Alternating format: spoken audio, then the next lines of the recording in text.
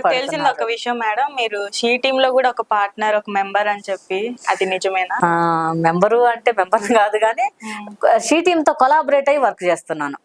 నాకు అది అదృష్టంగా భావిస్తాను. ఒకప్పుడు నన్ను అందరూ కరాటే లక్ష్మి అనేవాళ్ళు, ఇప్పుడు షీ టీమ్ లక్ష్మి అంటున్నారు. ఎక్కడ వెళ్ళినా కొన్ని తెలంగాణలోనే షీ టీమ్ పెట్టారు, ఆంధ్రాలో శక్తి టీం అని పెట్టారు, కానీ అక్కడ వెళ్ళినా షీ టీమ్ లక్ష్మి, ఇక్కడ వచ్చినా షీ టీమ్ లక్ష్మి అయ్యాను.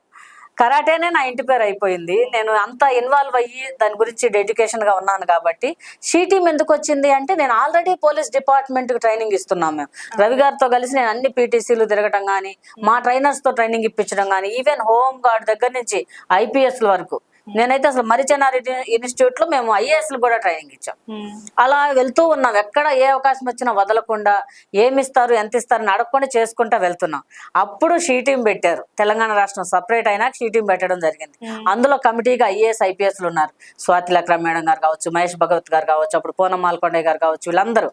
అప్పుడు మన CU ఆనంద్ గారు కూడా సైబరాబాద్ కమిషనర్ గా చేశారు. మనకి మొన్న రిటైర్డ్ అయిన మహేందర్ రెడ్డి గారు కూడా సైబరాబాద్ కమిషనర్ గా చేశారు.